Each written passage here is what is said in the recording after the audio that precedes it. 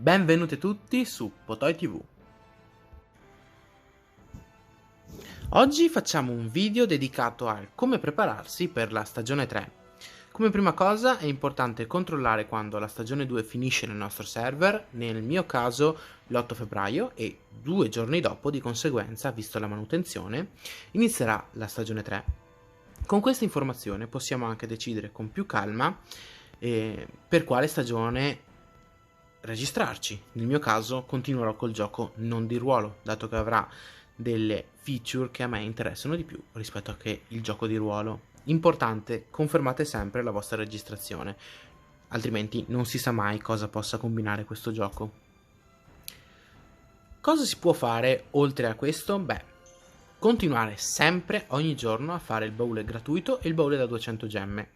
In questo modo non perderemo mai la possibilità di trovare comandanti nuovi ed equipaggiamenti che sono sempre molto utili. Giornalmente ci verranno anche fornite delle nuove voci. Io vi consiglio vivamente di completare almeno quelle che vi forniscono il Mithril, il rispetto per il comandante e l'equipaggiamento nuovo. Non è necessario completare anche queste tips qua che ci forniscono soltanto risorse. Secondo me non sono troppo importanti. All'inizio gioco sì, adesso che siamo a fine stagione non sono così cruciali, diciamo.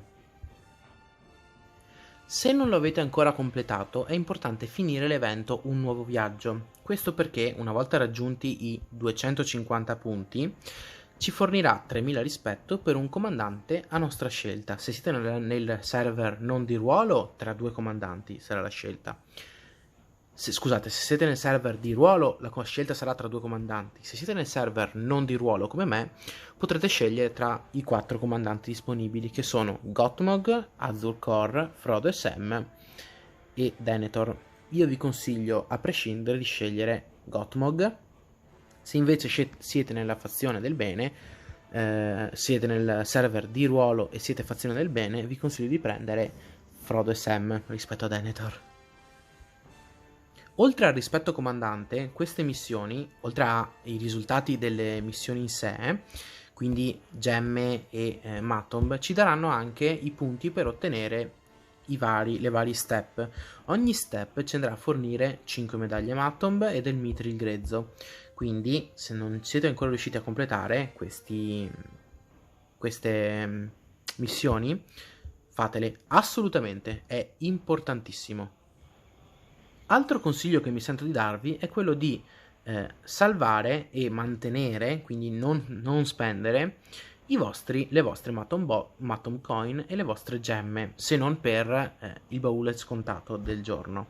Questo perché secondo me è più importante tenere questi Matom per i nuovi eroi che escono o per i nuovi bauli più convenienti che ci saranno nella stagione 3. Altra cosa fondamentale è quella di decidere in precedenza in quale fazione finirete e con quali giocatori finirete. In che senso? Nel mio caso io andrò a finire nella fazione di Angmar con giocatori dell'attuale fazione di Gondor.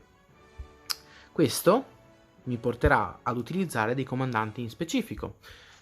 Allora, come comandante principale andrò a utilizzare, visto la fazione di arrivo, andrò a utilizzare Theoden. Questo perché lui utilizzerà dei buff particolari per le unità di cavalleria. Unità di cavalleria? Sì, le tier 4 di Angmar. Quindi, se volete andare a finire in una fazione, pensate anche a quale comandante sarà il vostro principale. Non basatevi solo sulle tier list, ma pensate a quali comandanti potranno scombare al meglio con le truppe di livello massimo della fazione che vi interessa di più. Tuttavia, nel mio caso, essendo una fazione del male, non potrò utilizzare fin da subito Theoden. Questo perché mi serviranno dei punti abilità dell'anello per poter piegare al mio volere e portare al massimo della forza i comandanti della fazione del bene. Quindi devo pensare anche a un comandante o più comandanti da utilizzare ad inizio game per conquistare i territori e conquistare anche i territori da 200 di potere. Chi userò? Userò Adunè e userò Gorbag. Questo perché Adunè non solo ha la sua build che io ritengo più forte, quindi legata al danno comandante, ma può costruire una build basata sulla concentrazione e sulla cura. Non troppo la cura, però comunque riuscirà a non far perdere troppe truppe al mio esercito. Quindi io utilizzerò lei, Gorbag, che ha l'abilità di cura, e utilizzerò probabilmente anche Gottmog in successivo, subito dopo, non dall'inizio, ma utilizzerò anche utilizzerò lui, la bocca di Sauron, all'inizio. Questo perché questi comandanti mi permetteranno, questi 3 comandanti, di non perdere troppe truppe, cosa molto importante ad inizio stagione.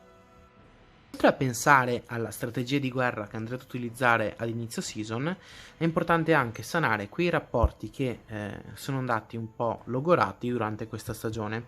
Questo perché non si sa mai con quali giocatori andrete a finire e in quale fazione. La fazione la conoscete, ma i giocatori non ne sarete sicuri.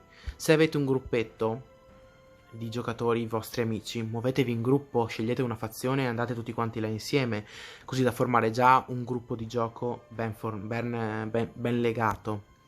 E se riuscite, sanate anche quelle relazioni che sono andate un po' scontrose durante la stagione per evitare di avere un inizio turbolento.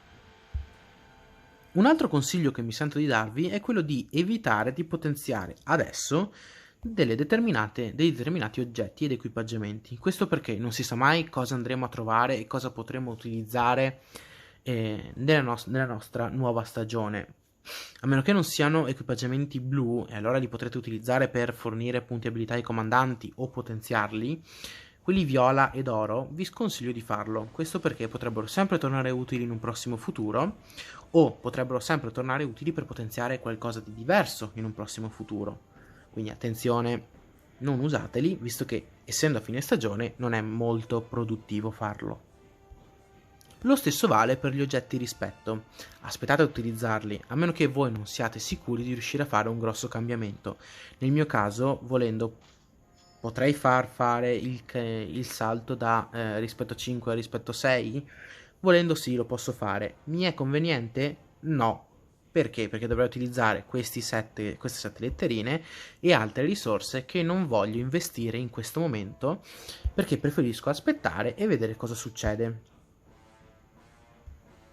Lo stesso ragionamento, a mio avviso, va applicato agli oggetti nel negozio, sia equipaggiamenti, sia mithril, sia gli equipaggiamenti ottenibili con i frammenti di equipaggiamento, che anche i regali comandanti. A meno che voi non stiate investendo particolarmente tanto in un comandante in specifico, come potrebbe essere un tier 3, anche se vi capitano quei regali comandanti, io vi sconsiglio di prenderli, a meno che, come ho detto prima, non stiate investendo tanto su un tier 3.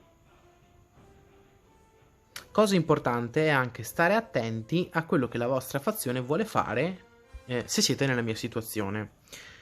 Quindi, se non avete la vostra capitale, state pronti perché la vostra fazione potrebbe decidere di fare un assalto e andarla a conquistare.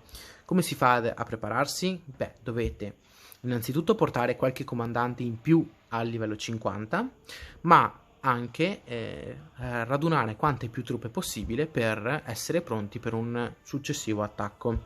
Guardate anche quale fazione dovrete affrontare, nel mio caso Gondor, quindi se dovrò affrontare Gondor io mi preparo delle truppe contro la cavalleria. Lo stesso dovrete fare se non siete nella mia situazione ma siete nella situazione opposta. Sapete che la vostra fazione ha conquistato una capitale o dovrete affrontare una determinata fazione? Preparate delle truppe contro quella fazione. Questa cosa l'abbiamo vista nel video legato alla strategia, che vi consiglio di andare a recuperare se non lo avete visto. Io come ultimo consiglio vi dico di seguire sempre il canale, perché appena ci saranno notizie nuove sulla Season 3 io registrerò un video e le posterò. Per il video di oggi è tutto, vi dico di iscrivervi al canale, attivare la campanellina per non perdere i prossimi video, lasciare un like, commentare, e per il video di oggi è tutto. Ciao ragazzi!